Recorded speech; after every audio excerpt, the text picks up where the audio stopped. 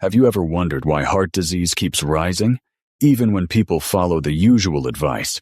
Cut the fat, eat heart-healthy foods, take your meds? Yet heart attacks, high blood pressure, and clogged arteries are more common than ever. It's as if something critical is being overlooked, a hidden trigger, quietly sabotaging your heart from the inside. The truth is, many so-called healthy foods are doing more damage than you realize, fueling inflammation, spiking bad cholesterol, and making your arteries stiffer with every bite. The worst part? Some of these foods are promoted as good for your heart when they're actually accelerating the problem. That's why in this video, we'll be going over 10 foods that are silently wrecking your cardiovascular health, why they're far more dangerous than most people think, and how making just a few smart swaps could drastically improve your heart, energy, and longevity. But before diving in, I have one small favor to ask. If you find this information valuable, please subscribe to keep supporting our channel. Number 1 is rice. While it's not as harmful as some other foods we'll discuss, it can still cause issues. To understand why, we need to look at what carbohydrates and glucose really are. Carbohydrates come from plant-based foods that our bodies break down into glucose, also known as blood sugar. Glucose is a simple sugar with 6 carbon atoms, making it a monosaccharide. Most plants are made primarily of glucose. When we eat something sweet, like table sugar, we're consuming a disaccharide, a combination of 2 simple sugars. Table sugar, or sucrose, consists of 1 glucose molecule and 1 fructose molecule, forming a 6-carbon and a 5-carbon ring. The key takeaway is that all carbohydrates break down into glucose, even if they come in different forms. Many people believe sugar is bad, but think complex carbs are healthy. However, they don't realize that complex carbs are just long chains of glucose. When glucose molecules link together, they form starch, which is found in rice, potatoes, and grains. The body also stores carbohydrates in a slightly different form, called glycogen, but it's still made of glucose. Even fiber and wood consist of glucose, just structured in a way that our bodies can't fully digest. Now that we understand that most carbohydrates turn into glucose, it's clear that starch is 100% glucose. This means eating rice raises blood sugar, which then triggers insulin release. Insulin helps move glucose into our cells for energy. This system works well if we eat carbohydrates in moderation, but if we consume too many carbs daily, the body struggles to process them efficiently, leading to insulin resistance. A common question is, how did people in Asia eat rice for centuries without health issues? The answer lies in their traditional lifestyle. Historically, food was not abundant, and meals were simple. They ate rice but didn't consume highly processed foods alongside it. They were also physically active, working long hours doing manual labor. Meals were limited to 2 or 3 a day, not constant snacking. There were no sugary sodas or processed junk foods loaded with grains, sugar, and artificial ingredients. Rice by itself isn't necessarily harmful, but when combined with processed foods and a sedentary lifestyle, it becomes problematic. Once insulin resistance develops, eating rice only worsens the condition, making it harder to reverse. Another misconception is that avoiding white sugar and high fructose corn syrup is enough to prevent insulin resistance. The truth is, all types of sugar, whether it's brown sugar, powdered sugar, honey, agave, molasses, or glucose syrup, affect blood sugar the same way. They all contain varying amounts of glucose and fructose, meaning they still spike insulin levels and contribute to metabolic issues. Some might think, okay, I get it. Processed sugar is bad. But fruit is natural, so it must be healthy, right? The answer depends on your metabolic health. While fruit isn't inherently harmful, its sugar content is still a mix of glucose and fructose. The difference between fruit and candy is that fruit contains water, fiber, and some nutrients, which slow digestion slightly. However, the sugar still requires insulin, just like any other carbohydrate. If you're metabolically healthy, fruit in moderation is fine. But if you have diabetes, or insulin resistance, it's best to limit fruit, sticking to small amounts of berries. The phrase, "eat more fruits and vegetables," is misleading.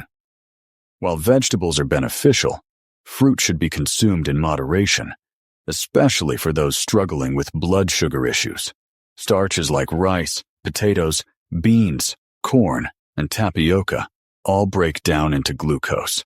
Many people assume they're making healthier choices by eating gluten-free products, but most gluten-free foods use rice flour, tapioca, or sorghum, still high in starch, and ultimately sugar. To sum it up, whether it's rice, starchy vegetables, or gluten-free alternatives, they all break down into glucose. If consumed in excess, they can lead to insulin resistance and metabolic problems.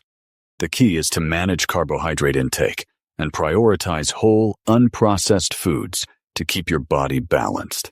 Number 2 is bread, and everything we discussed about rice applies here as well. However, bread is an even bigger issue. While both rice and bread are starches that break down into glucose, bread comes with additional concerns, particularly in the areas of allergies, gut health, and inflammation. The starch in bread behaves the same way as in rice, meaning it quickly converts into glucose, raises blood sugar levels, and triggers insulin release. Over time, frequent blood sugar spikes contribute to insulin resistance, making it harder for your body to regulate energy. But bread has another problem: gluten and other allergens. Wheat, the primary ingredient in most bread, contains gluten, a protein that many people struggle to digest. Gluten sensitivity has become increasingly recognized as a major contributor to digestive issues, inflammation, and even autoimmune reactions.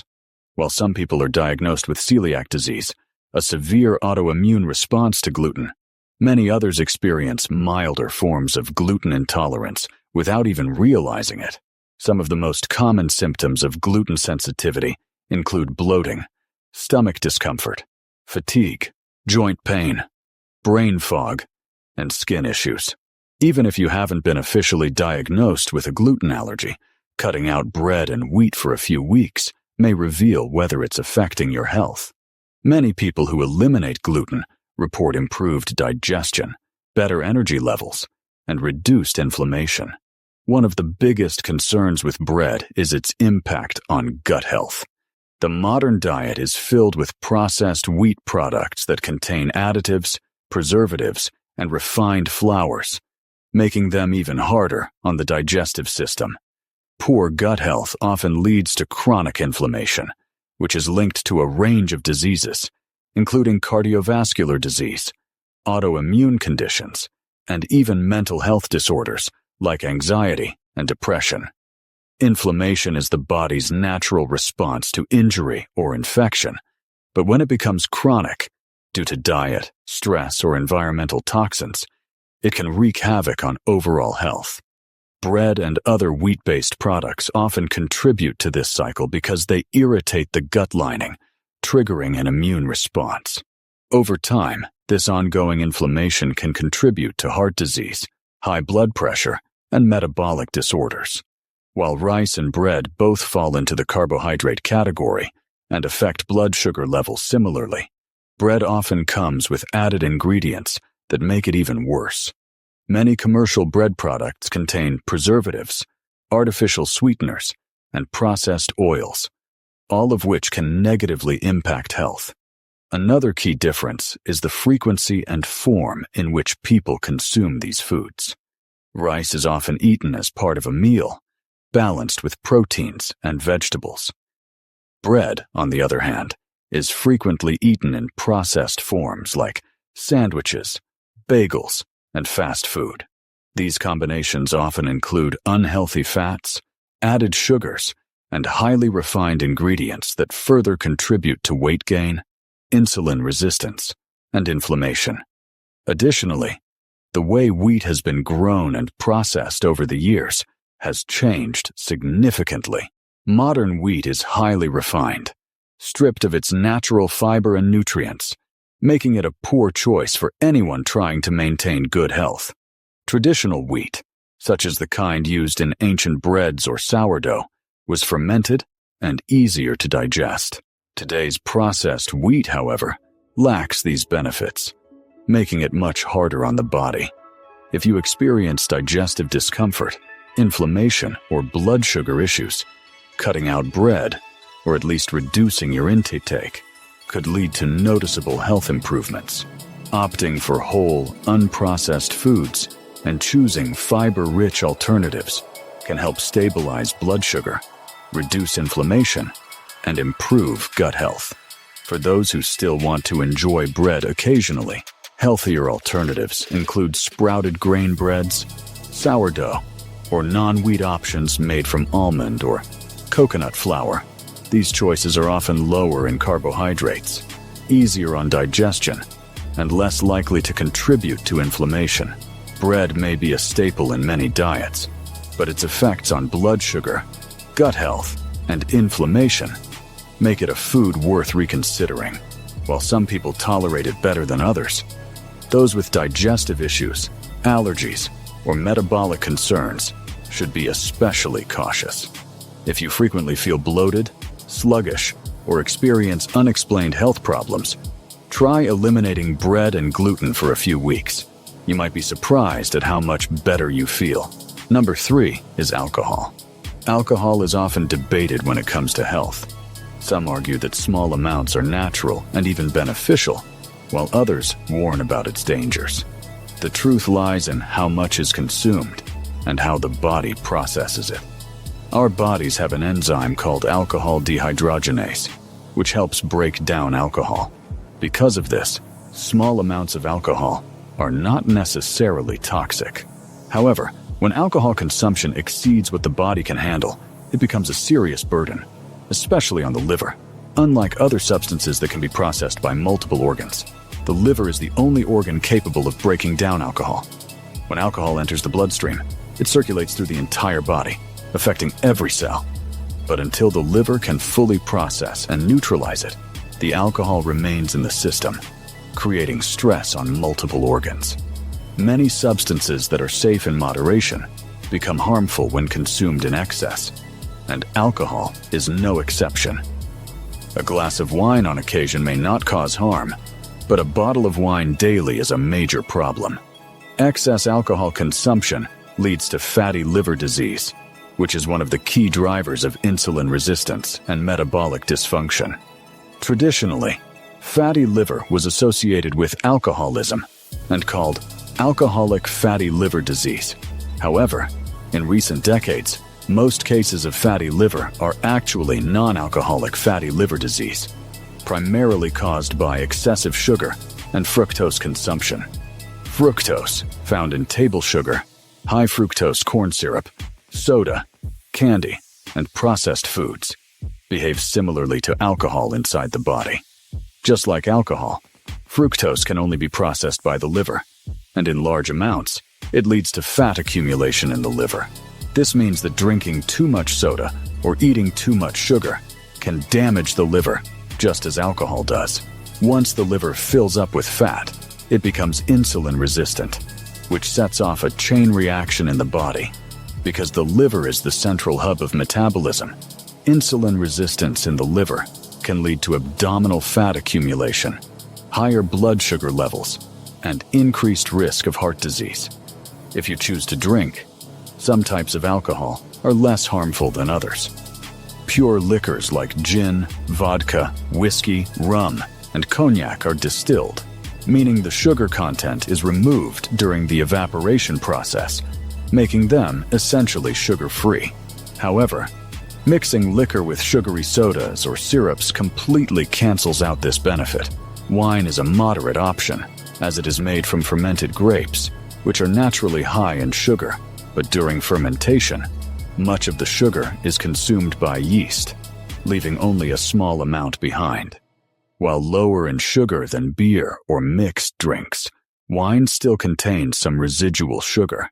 Beer is worse because it is made from grains and malt, making it high in carbohydrates that quickly convert to glucose, raising blood sugar and insulin levels.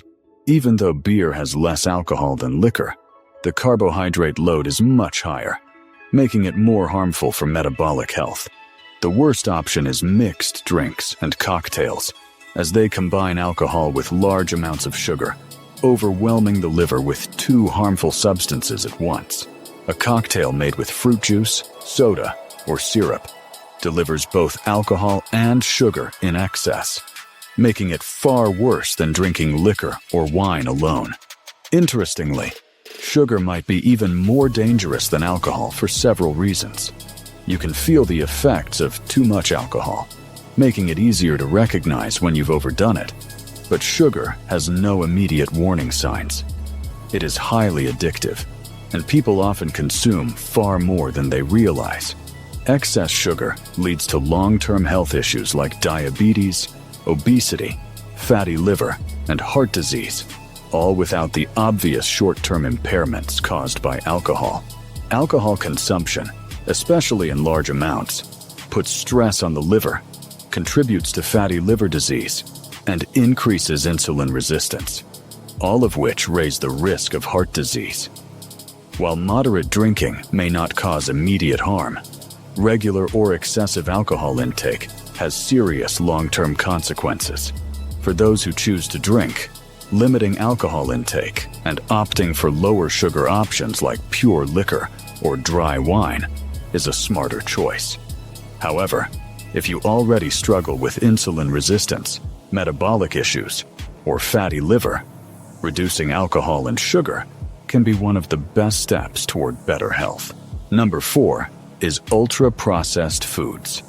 Ultra-processed foods are not new, but they have become a dominant part of the modern diet. 50 years ago, less than 10% of the average person's diet came from these foods. Today, in the US, they account for a staggering 73% of daily calorie intake. Globally, this number is rising rapidly, with many countries already consuming 50% or more of their diets from ultra-processed sources. Ultra-processed foods are designed not for nutrition, but for taste, shelf life, and addiction. They are packed with excessive sugar, artificial chemicals, preservatives, seed oils, hydrogenated fats, and refined carbohydrates. These ingredients make food more palatable and longer lasting, but they also strip away its nutritional value and introduce harmful substances into the body. Food manufacturers spend billions on engineering products that hijack our taste buds, making us crave more. The precise combination of sugar, salt, artificial flavorings, and unhealthy fats triggers the brain's reward system, leading to overeating and dependency on empty calories. One of the biggest issues with ultra-processed foods is nutrient stripping. During processing, many essential vitamins, minerals, and antioxidants are removed to extend shelf life. Some foods are fortified with synthetic nutrients, but these are not as effective as those found naturally in whole foods. Processed foods are also loaded with chemical additives and preservatives designed to enhance taste and appearance. These additives make food look and taste fresh, even when it has been sitting on a shelf for months or years. Many preservatives prevent bacteria from growing, which raises the question, if bacteria won't eat it, should we? Another major problem is the use of highly inflammatory oils.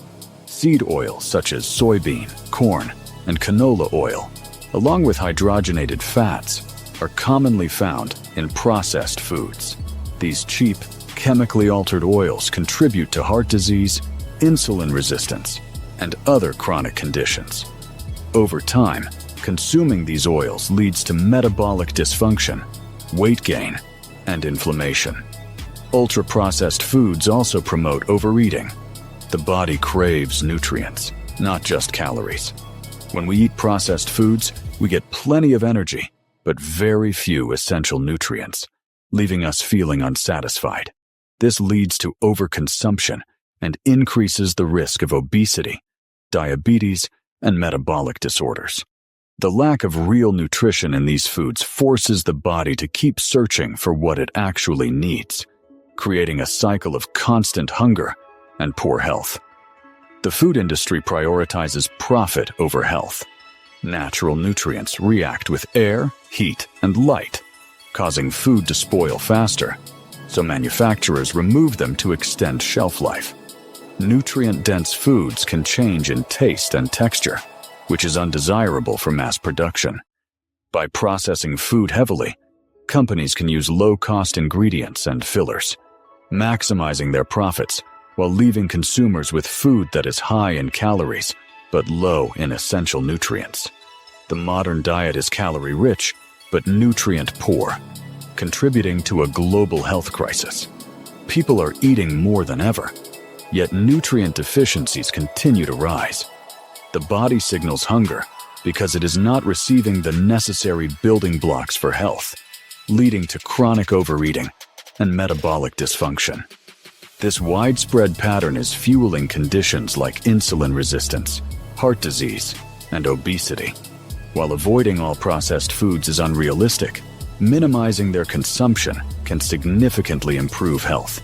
Choosing whole, unprocessed foods, such as fresh meat, fish, eggs, nuts, seeds, vegetables, and fruits, is one of the best ways to nourish the body. Reading ingredient labels carefully helps to avoid hidden chemicals and preservatives. Cooking at home allows better control over ingredients, reducing reliance on processed snacks and fast food. Replacing industrial seed oils with healthier options like butter, olive oil, avocado oil, and coconut oil can also make a huge difference. Ultra-processed foods have reshaped the way people eat, leading to widespread health problems and metabolic diseases. Their combination of chemical additives, stripped nutrients, and addictive ingredients makes them a major threat to long-term health. While they offer convenience, their long-term consequences are severe. Reducing ultra-processed foods and prioritizing whole, natural foods is one of the most powerful steps toward better health. A well-nourished body does not crave excess food, making it easier to maintain stable energy levels, a healthy weight, and optimal metabolic function. Number 5 is fast food. Fast food is a highly processed version of real food, designed for convenience and taste rather than nutrition. Many people assume that because it's warm, contains meat, and sometimes includes vegetables, it must be a reasonable meal choice.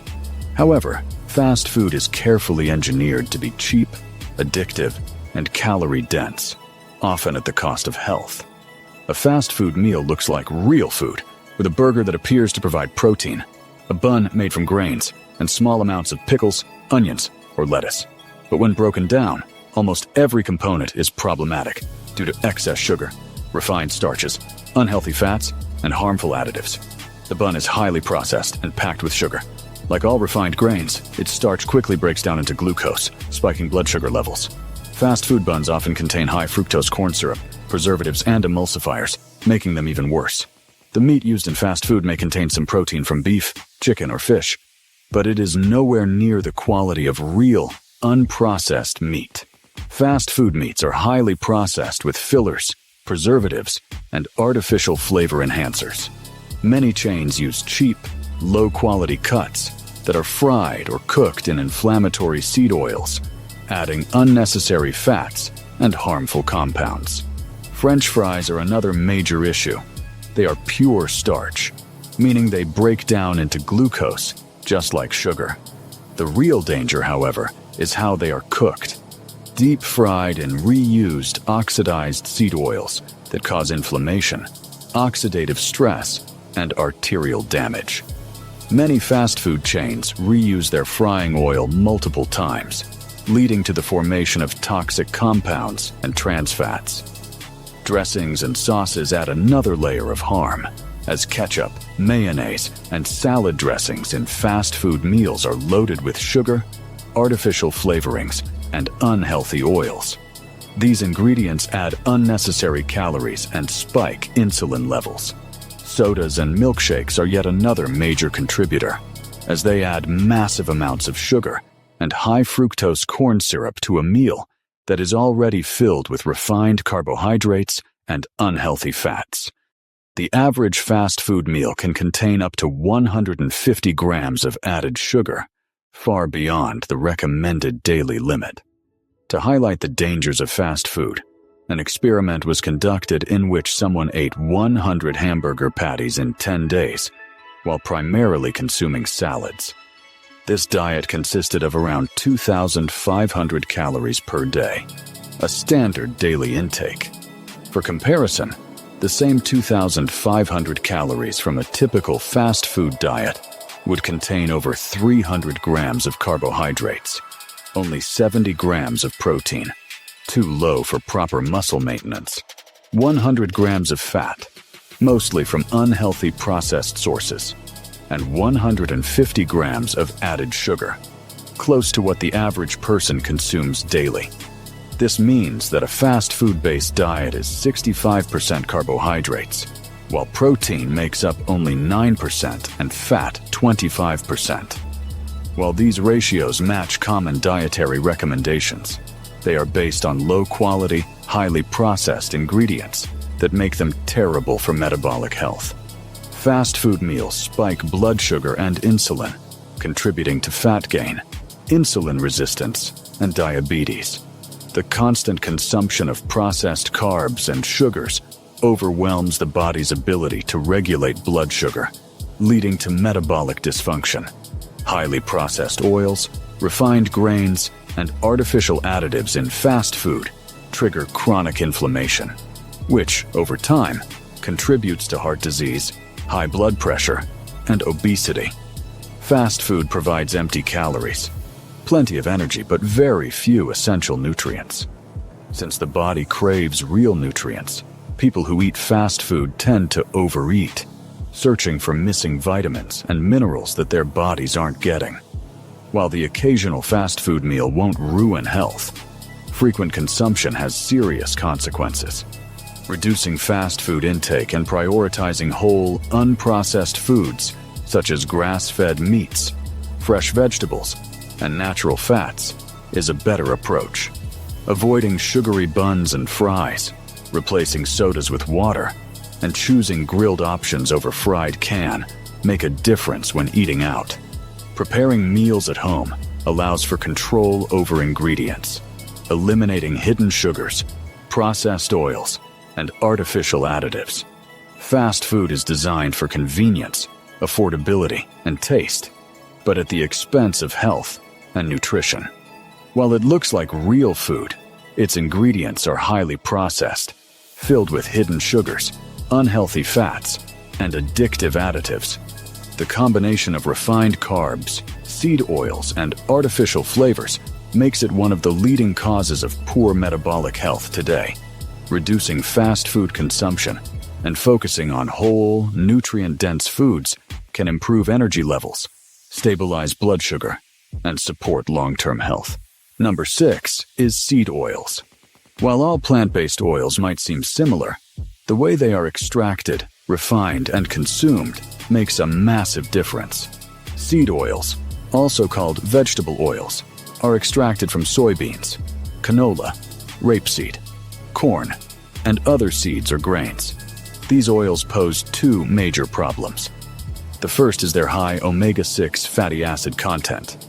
Our bodies need both omega-3 and omega-6 fatty acids, but they must be in balance.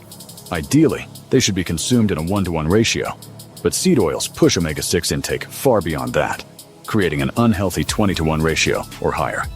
Excess omega-6 promotes chronic inflammation, which has been linked to heart disease, obesity, diabetes, and autoimmune conditions. The second issue is the way these oils are processed. Unlike naturally fatty foods like olives or coconuts, seeds and grains do not easily release oil. Extracting oil from seeds requires intense pressure, heat, and chemical solvents like acetone.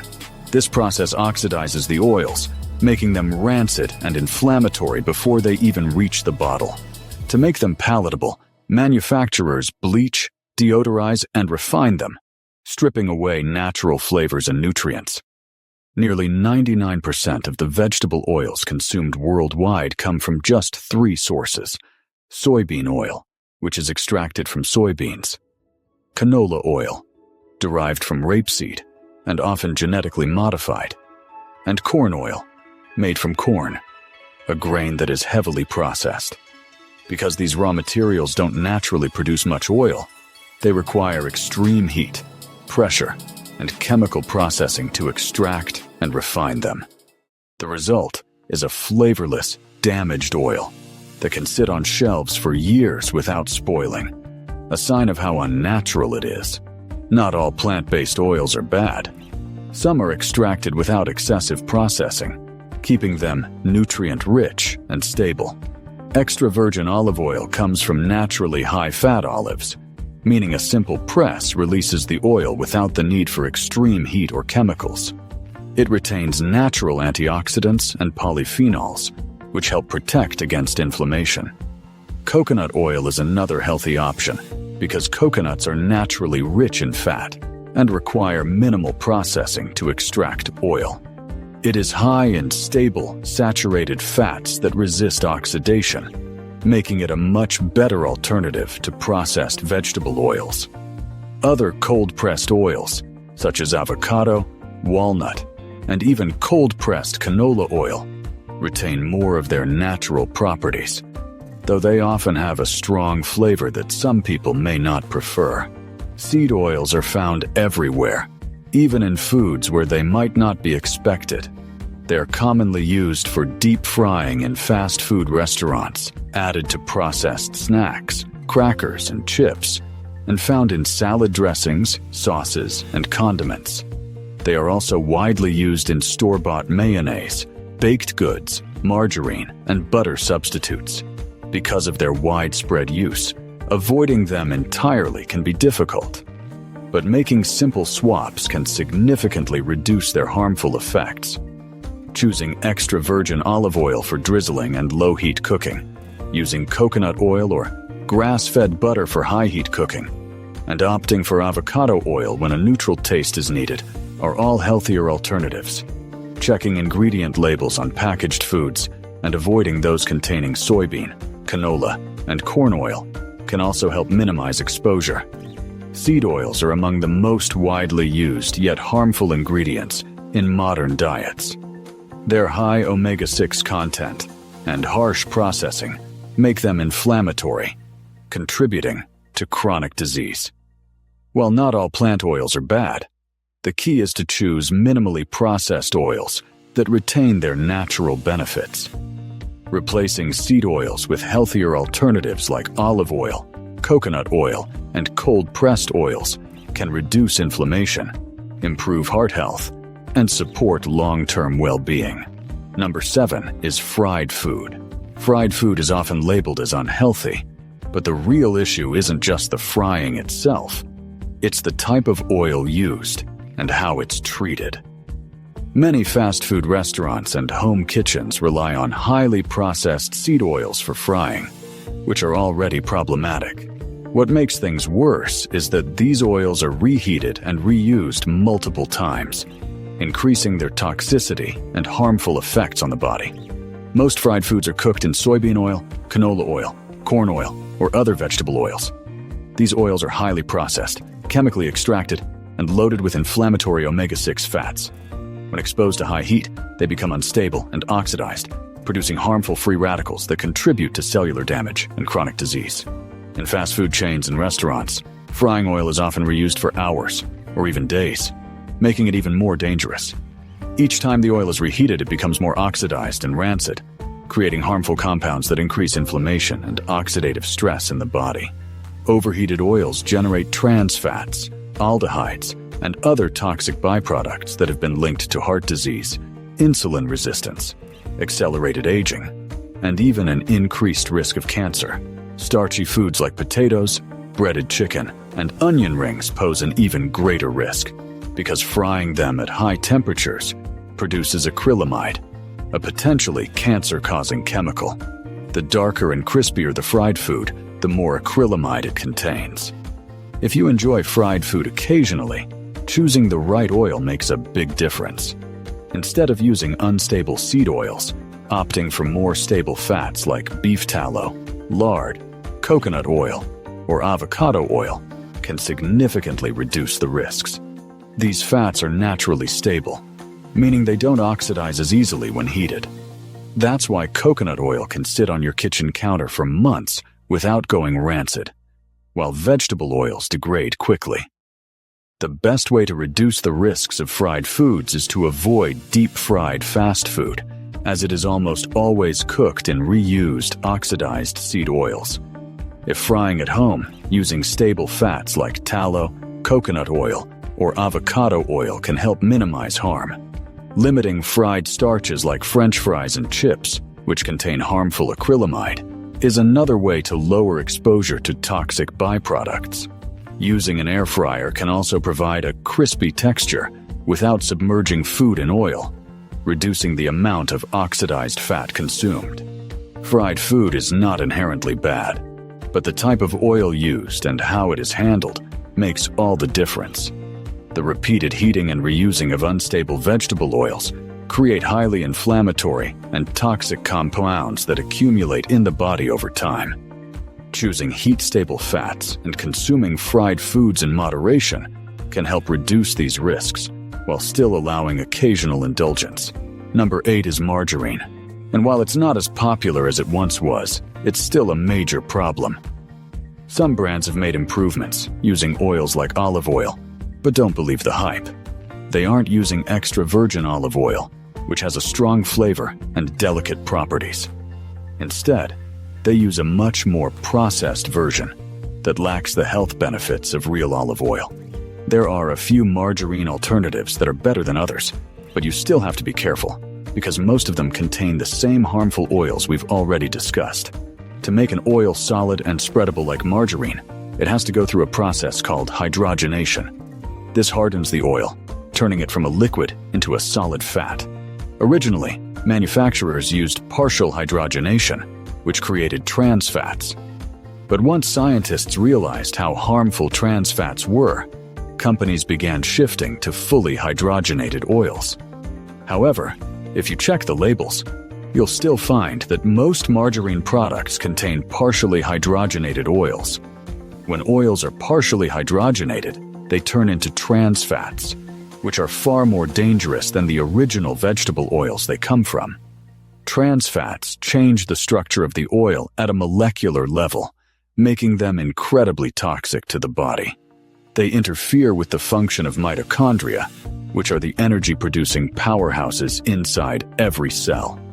Your mitochondria generate about 95% of your body's energy, powering everything from thinking to movement. They are highly sensitive to oxidative stress and free radicals, and trans fats flood them with damage, poisoning them in the process. This is why trans fats have been linked to heart disease, obesity, diabetes, and even neurological decline. In many countries, trans fats have been banned or heavily restricted because of how dangerous they are. Even though trans fats are now required to be disclosed on labels, food manufacturers still find ways to manipulate the system. Many margarine products claim to be trans fat free on the front of the package, but if you check the ingredients, you'll often still see partially hydrogenated oils listed. The trick they use is adjusting the serving size. As long as the trans fat content per serving is less than 0.5 grams, they can legally round it down to 0. This means a product that contains trans fats can still be labeled as trans fat free simply by making the serving size small enough. Most people don't eat just one tiny serving, so even small amounts can add up quickly, leading to serious health problems over time. Margarine is still widely used in baked goods, processed snacks, and fast food, making it hard to avoid unless you read labels carefully. The best choice is to stick with natural fats like butter, coconut oil, or olive oil that haven't been chemically altered. The dangers of margarine and trans fats are well documented, yet food companies continue to push misleading marketing. Understanding how these fats work and how labels can be deceptive is key to making healthier choices. Number 9 is donuts.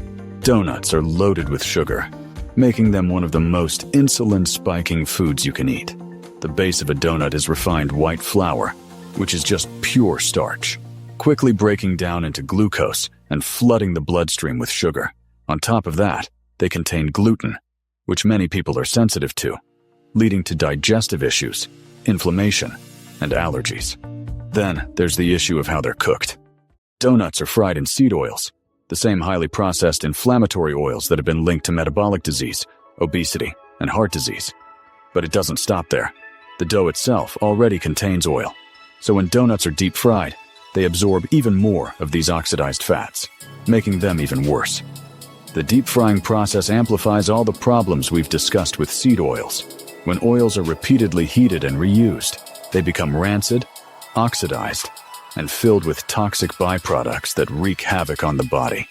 These oils increase inflammation, cause oxidative stress, and contribute to arterial damage. With donuts, it's almost as if food manufacturers tried to combine every bad ingredient into a single product. The only thing missing is alcohol, and the only reason they haven't added that is because it would evaporate when deep fried. On top of all that, donuts also contain artificial flavors, preservatives, and chemical additives to enhance their taste, texture, and shelf life. These artificial ingredients further stress the body and have been linked to everything from digestive issues to hormone disruption. Donuts are a prime example of how processed foods are designed, not for nourishment, but for addiction. The combination of sugar, refined flour, and unhealthy fats creates a dopamine-driven cycle, making you crave more even though your body gets no real nutrition. Because donuts hit nearly every category of harmful food. They contribute to insulin resistance, inflammation, weight gain, and metabolic dysfunction. They provide a massive dose of empty calories while offering nothing beneficial for your health. The worst part is that they are marketed as a fun, harmless treat, when in reality, they are one of the most damaging foods you can put into your body. Understanding how these ingredients work together is key to making better food choices. And once you recognize what makes a food harmful, you'll start to see patterns across many processed foods, not just donuts. Number 10 is sugar. While donuts might be worse in the way they combine multiple harmful ingredients, sugar itself is the single most damaging food because it is everywhere. It provides empty calories with zero nutritional value, yet it disrupts nearly every metabolic process in the body. Half of table sugar is fructose, which behaves similarly to alcohol, leading to fatty liver disease and metabolic dysfunction. But what makes sugar even worse is its addictive nature. Most unhealthy foods have a natural limit. After a few bites, you feel satisfied and move on. Sugar doesn't work that way. You can drink a soda and immediately crave another. Many people easily consume an entire 2-liter bottle of soda in a day or drink a gallon of sweet tea without feeling full. Sugar bypasses the body's satiety signals, meaning it doesn't create a sense of fullness, which leads to overconsumption and constant cravings. The real danger of sugar isn't just that people eat it in obvious places like candy, cookies, and ice cream, but that it's hidden in so many everyday foods. Many people don't realize that barbecue sauce, for example, contains more sugar than Coca-Cola. High fructose corn syrup, which is nearly identical to sugar in its molecular structure, is found in everything from bread to salad dressings to yogurt. It's nearly impossible to avoid sugar unless you are actively looking for it. The problem with sugar is that it fuels every major health issue we've discussed. It drives inflammation, oxidative stress, and insulin resistance, which are the root causes of obesity, diabetes, and heart disease. The truth is, most of the foods that are blamed for heart disease, such as natural fats, are not the problem. The real issue is the overwhelming amount of sugar in processed foods. If you remove sugar and other inflammatory foods from your diet, many of the so-called dangerous foods suddenly become harmless. Understanding just how deeply sugar is embedded in the modern diet is key to taking control of your health. It's not just about avoiding candy and soda. It's about recognizing that sugar has been deliberately added to nearly every processed food to keep people addicted and consuming more. Once you become aware of its presence, you can start making better choices and protect yourself from the long-term damage it causes.